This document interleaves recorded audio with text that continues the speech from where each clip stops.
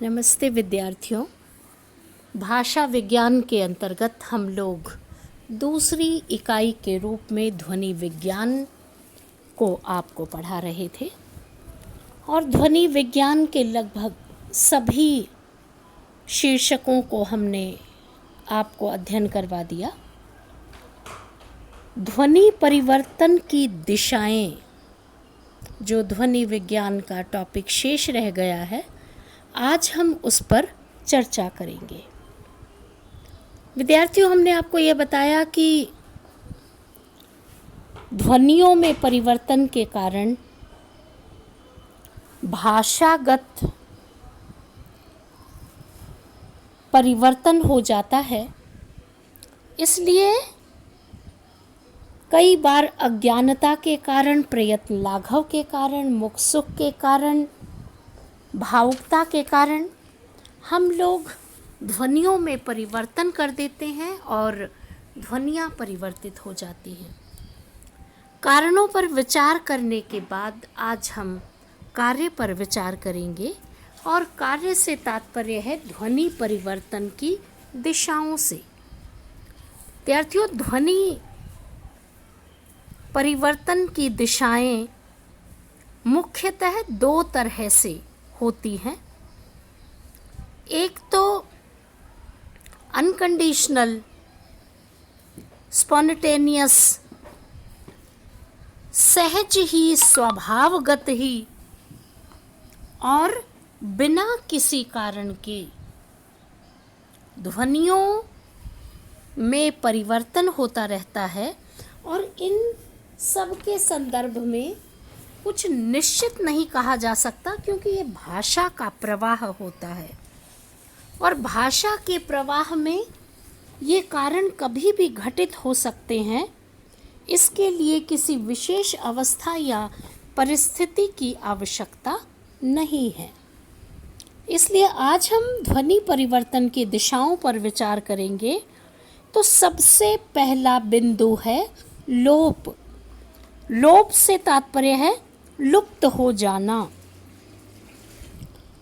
लुप्त हो जाना, जो ध्वनियाँ पहले से भाषा में तो थी लेकिन अब बोलने के कारण परिवर्तित हो गई हैं, वे ध्वनियाँ लुप्त हो गई हैं। कभी कभी मुख सुख के कारण या शीघ्रता के कारण ध्वनियों का लोप हो जाता है और भाषा में इसकी प्रवृत्ति अधिक दिखलाई पड़ती है। विद्यार्थियों, यह लोप तीन प्रकार का होता है। नंबर 1 स्वर लोप, नंबर 2 व्यंजन लोप और नंबर 3 स्वर व्यंजन लोप। इन तीनों ही प्रकारों के लोप में आदि, मध्य और अंत में लोप हो जाता है। इसलिए ध्वनि परिवर्तन की दिशाओं में यह लोप भी एक बड़ा कारण है। सबसे पहले हम स्वर लोप के उदाहरण आपको समझाएंगे। विद्यार्थियों, हमने अपने इस वीडियो में आपके लिए उदाहरण डाले हैं।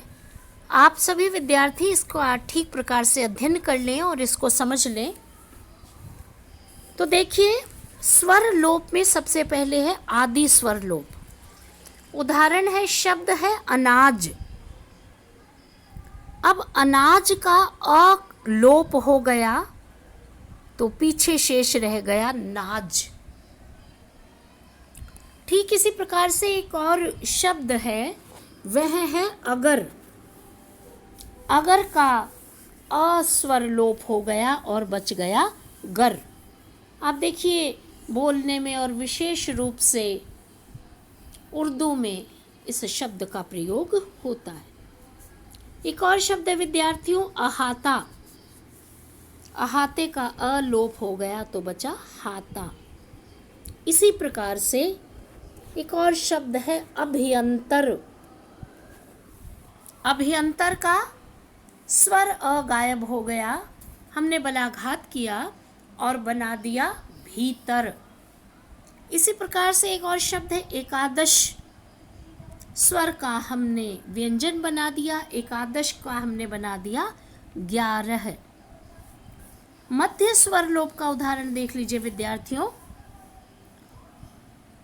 शब्द है लगभग। लगभग का हमने मात्राओं का लोप कर दिया तो बना दिया लगभग। शब्द है कृपया। पूरे प को हमने परिवर्तित करके बना दिया आधा प, कृपया। इसी प्रकार अंग्रेजी में देखिए, शब्द है do not, DONOT, do not का हमने बना दिया डोंट। स्वरलोप में विद्यार्थियों अंतः स्वरलोप को देख लीजिए। प्रारंभ मध्य की भांति अंत में भी स्वरों का लोप हो जाने के कारण व्यंजन हो जाता है और ध्वनियां लुप्त हो जाती हैं। जैसे शब्द है परीक्षा। परीक्षा,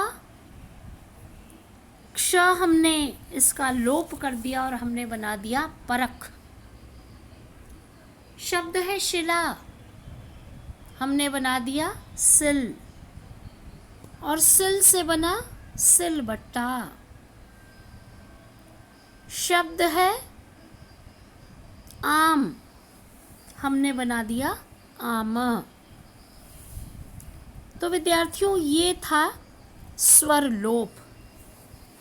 लोप में ही दूसरा बिंदु है व्यंजन लोप। अभी तक तो हमने स्वर लोप किया, अब देखिए व्यंजन लोप।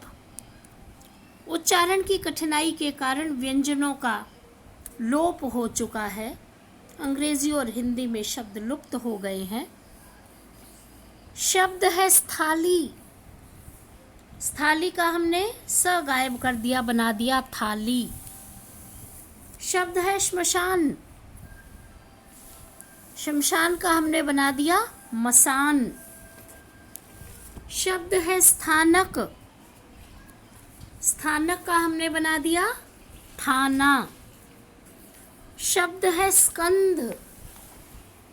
स्कंद का हमने बना दिया कंधा। शब्द है स्फूर्ति। स्फूर्ति का हमने बना दिया फूर्ति। मध्य व्यंजन लोप देख लीजिए विद्यार्थियों।